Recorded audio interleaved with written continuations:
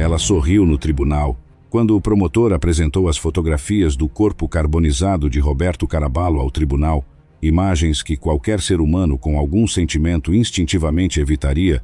Beverly McCallum fez o oposto. Se inclinou em direção ao monitor. Olhou com atenção. You see the victim's head with the mouth open and caught my attention. You could see some dental work, like some type of a bridge had fallen down and was inside of his mouth. A juíza Janice Cunningham estava observando. E foi esse momento, não o veredito, não o histórico criminal, não os 18 anos de fuga que a juíza escolheu nomear quando chegou a hora de falar sobre quem Beverly McCallum era.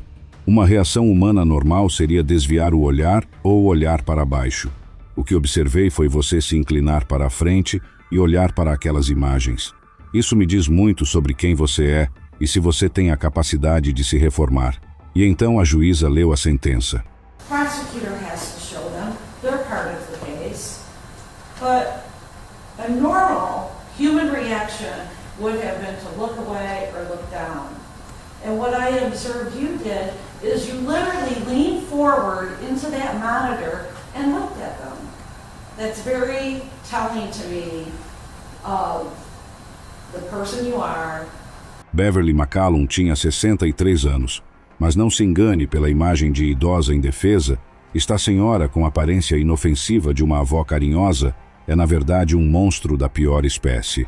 O crime que ela pensava ter enterrado para sempre, literalmente enterrado, num baú de metal num campo de mirtilos no interior de Michigan, em fogo, havia esperado 22 anos para chegar até aquela sala. E o que veio naquele julgamento chocou até os mais experientes.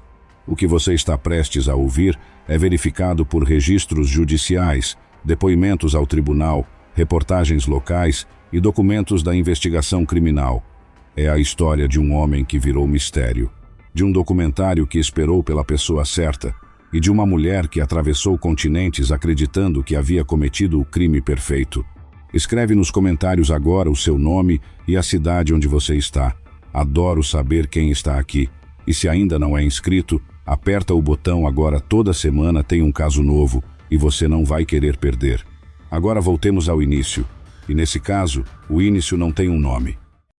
Em 8 de maio de 2002, um agricultor encontrou algo num campo de mirtilos em Grand Haven Township, Michigan. Um baú de metal.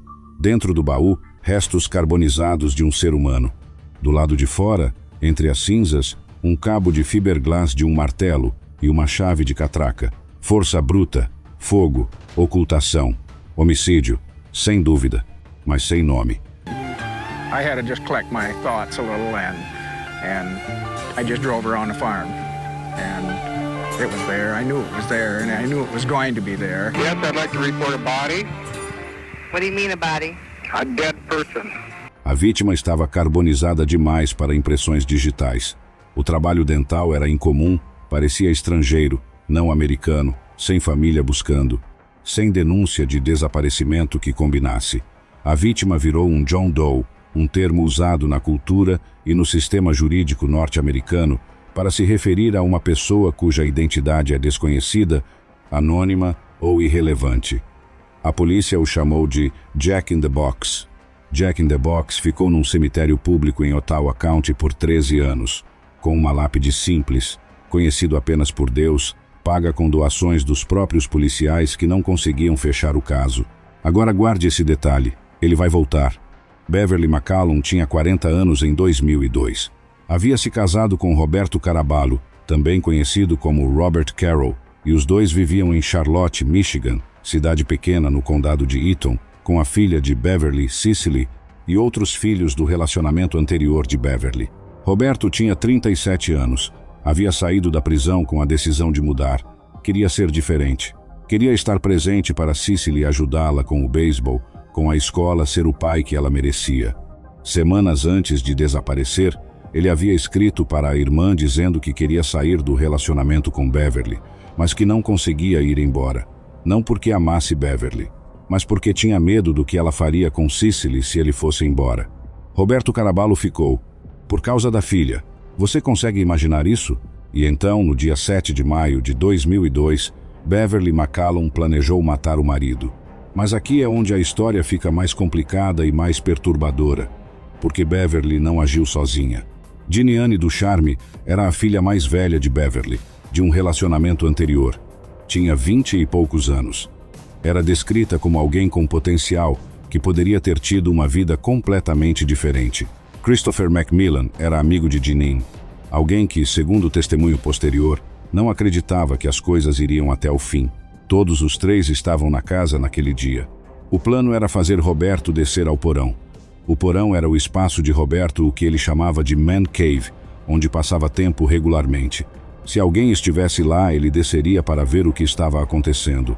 E foi exatamente isso que aconteceu. Roberto desceu as escadas. Beverly o chutou pelas costas. Ele caiu. E então, nas palavras de Christopher Macmillan, que mais tarde se declarou culpado e testemunhou, Beverly começou a gritar: "Me dá o martelo, me dá o martelo." Beverly was yelling to get the hammer. Well, Jeanine grabbed the hammer and kind of swung a couple times. Roberto foi golpeado na cabeça repetidamente. Um saco foi colocado sobre a cabeça dele. Uma corda foi amarrada. Roberto Caraballo morreu no porão da própria casa. Pense nisso por um momento. Ele ficou por causa da filha, e foi morto na frente da filha ou perto o suficiente. E se prepare, porque o que Beverly fez depois é o detalhe que a investigação usaria décadas mais tarde como prova de consciência e planejamento. Ela carregou o corpo de Roberto em um baú, colocou o baú numa van, e então colocou Cicely, de 9 anos, e outros filhos dentro da mesma van, com o corpo do pai delas no baú atrás. Dirigiu até Grand Haven Township, jogou o baú no campo de mirtilos, incendiou e voltou para casa. Semanas depois, Beverly disse a Cicely que o pai havia fugido para o Canadá, que havia decidido voltar à vida antiga sem ela, que havia abandonado a família. Cicely cresceu acreditando nisso. Cresceu com raiva do pai, ensaiou na cabeça como seria o confronto quando o encontrasse, o que diria a ele sobre o abandono, sobre o vazio que havia deixado. Ela nunca soube que o pai estava num campo de mirtilos com uma lápide que dizia: "Conhecido apenas por Deus." Sim, o homem naquela mala, que havia sido mencionado no início do vídeo, era Roberto Caraballo, e como a polícia chegou até essa descoberta, é o que mais surpreende nesse caso. Enquanto isso, Beverly McCallum seguiu em frente. Casou de novo, foi para a Jamaica, teve outro filho, voltou para os Estados Unidos, casou de novo, mudou para o Paquistão. As autoridades americanas estavam tentando extraditá-la. Ela continuava se movendo. México, Paquistão, Jamaica, um passo à frente. 22 anos de fuga, mas Jack in the Box ainda estava no cemitério e alguém tinha que saber quem ele era. Aqui entra David Shock. David Shock era professor de comunicação no Hope College. O xerife de Ottawa County o contactou com um pedido incomum. Você consegue fazer um documentário sobre esse caso? Não para audiência, para alcançar uma pessoa, a pessoa que sabia. Shock produziu o documentário Jack in the Box, deixou disponível online e esperou. Meu trabalho era contar a história de uma forma que alcançasse uma pessoa, Shock disse depois.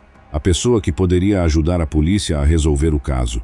My job was to try and tell the story in such a way that, while I was trying to certainly entertain a wide audience, I was really trying to reach one person, the one person who could help the Sheriff's Department prosecute this case. Em 2015, Giuliane Ducharme estava assistindo ao documentário com a prima. Reconheceu detalhes, a estatura pequena do corpo, o trabalho dental incomum, o período 2002, Michigan, a época em que Roberto havia desaparecido. Giuliane enviou um e-mail ao departamento do xerife de Ottawa County. Disse que acreditava que o Jack in the Box era seu padrasto, que sua mãe era a assassina. O caso de 13 anos virou, do nada para tudo. Os investigadores confirmaram a identidade de Roberto Caraballo pelo DNA e pelos registros dentais. A causa da morte: múltiplos golpes na cabeça com um martelo. Homicídio. Mandados foram emitidos. Macmillan foi preso, depois Jeanine, e então começou a busca por Beverly. Ela estava em algum lugar no mundo, sempre movendo-se. A ironia e a crueldade do que veio depois é a seguinte: Dineane havia delatado a mãe, tinha aberto o caso, havia fornecido a informação que conectou o corpo sem nome à família, e então foi indiciada, porque ela havia participado. Dineane recebeu uma oferta, homicídio em 2º grau em troca de cooperação. Ela recusou, apostou num julgamento, e foi condenada à prisão perpétua. A filha que delatou o crime estava cumprindo vida enquanto a mãe que havia planejado e liderado o crime ainda fugia. Em novembro de 2018, mandados de prisão foram emitidos para Beverly McCallum, nos Estados Unidos. O Departamento de Justiça americano tentou extraditá-la do Paquistão. Ela continuou se movendo. Fevereiro de 2020, Beverly e o filho chegam a Roma, Itália.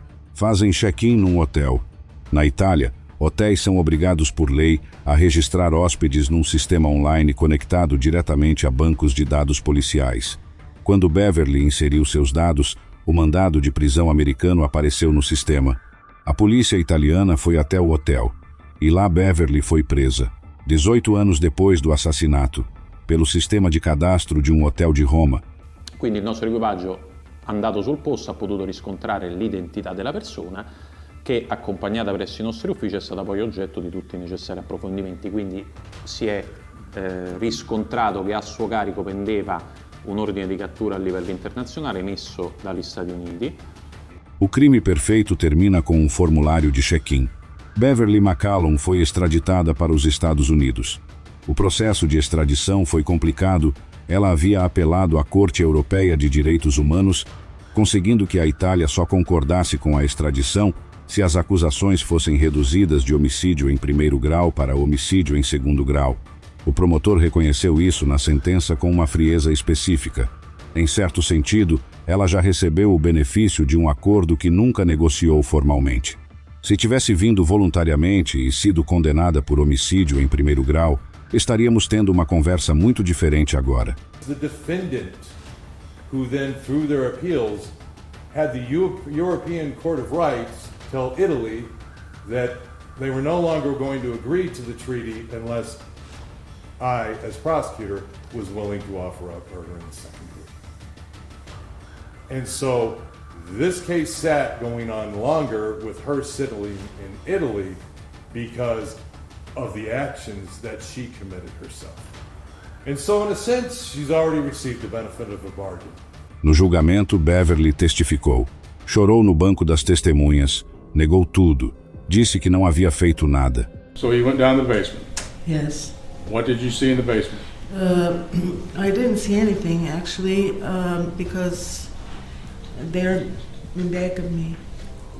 I have to actually stop. They would have to come forward. But at this time, someone grabbed my ankle. I reached down and I swung back. And obviously I hit Robert in the face. He was standing here and his face was here. He was leaning. I remember Deneen coming upstairs and she said that she needed help, that something happened and she said that we, them, killed Robert. Okay. Quando o veredito foi lido, ela não demonstrou emoção alguma. Você consegue ver o padrão? Choro quando é útil, nada quando não é. So on count 1, we the jury find the defendant guilty of 2nd-degree murder. On count 2, we the jury find the defendant guilty of dead bodies, disinterment and mutilation. Na audiência de sentença, a filha biológica de Beverly e Roberto Cicely estava presente. Cicely tinha 9 anos quando o pai foi assassinado e colocado num baú na van onde ela também estava. Havia crescido acreditando que o pai a tinha abandonado. Então finalmente teria descoberto a verdade em 2015, quando a meia-irmã Dineane enviou o e-mail à polícia. E agora estava no tribunal com a mãe sentada na mesma sala para dizer o que precisava ser dito. Cicely falou. Ela se dirigiu diretamente a Beverly. Estas serão as últimas palavras que você vai ouvir da minha voz na mesma sala. E então listou o que Beverly havia tirado dela. O pai assassinado. A irmã mais velha de Neane, que apesar de ter cometido um crime, havia sido formada pela manipulação e abuso de Beverly durante anos, cumprindo prisão perpétua. A irmã Tasha, que ainda tentava amar Beverly porque não conhecia outra forma. O irmão mais novo, que Beverly havia levado para a Jamaica aos 12 anos, deixado sozinho lá, e que havia morrido com 16 anos num país estrangeiro sem ninguém da família presente. Que tipo de mãe é você? As the mother of two beautiful children, I cannot fathom your hatred and your greed and lifetime of terrible actions. As you deliberate my mother's sentencing, please consider the irreparable harm she has inflicted to those closest. Justice must be served, not only for my father, but for those who have forever been changed by her ruthless actions. A juíza Cunningham ouviu tudo, e então nomeou o que havia observado. A inclinação para a frente ao ver as fotos do corpo, os choros calculados no banco das testemunhas, a ausência de emoção quando o veredito foi lido, o pedido ao guarda, posso ir embora? Enquanto Cicely ainda estava falando, você olhou para as fotografias de uma pessoa que você disse ter amado, uma pessoa que disse ter sido importante na sua vida, e em vez de desviar o olhar como qualquer ser humano faria, você se inclinou para a frente. Isso é muito revelador sobre quem você é. Prosecutor has to show them they're part of the case, but a normal human reaction would have been to look away or look down. And what I observed you did is you literally leaned forward into that monitor and looked at them.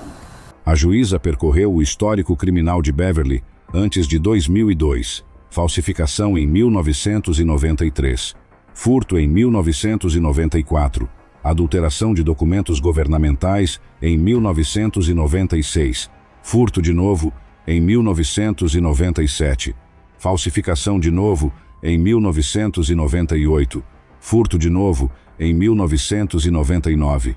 O que me impressiona sobre esse histórico é que cada crime envolvia desonestidade.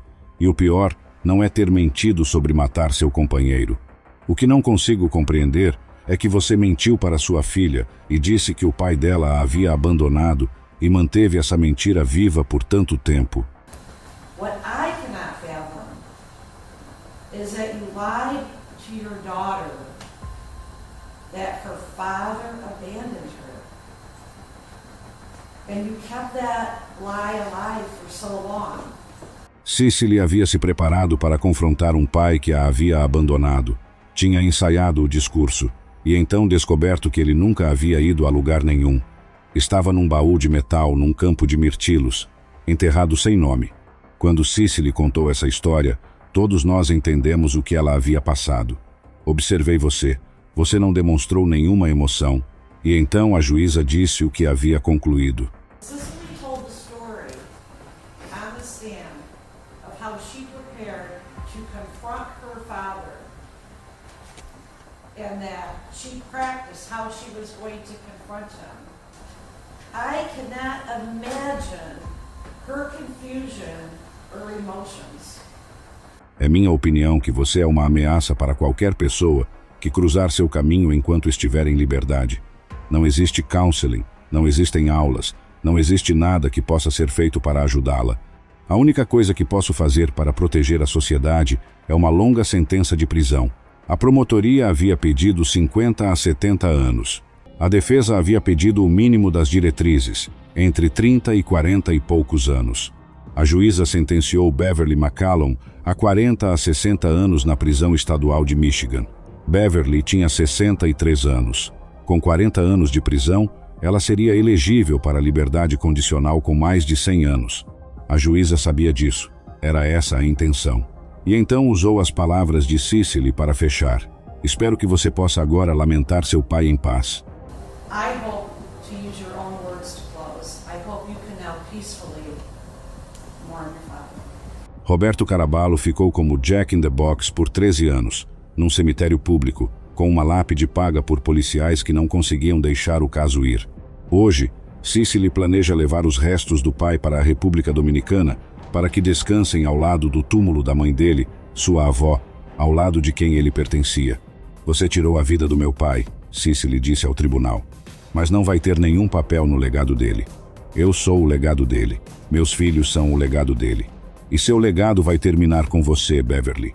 Beverly McCallum acreditava que seu crime tinha sido perfeito, que seus rastros foram todos apagados e que ninguém jamais saberia o que aconteceu. Mas alguém sempre sabe. Um documentário num site esperou por anos pela pessoa certa. Um formulário de check-in num hotel romano fez o que 18 anos de investigação internacional não tinha conseguido.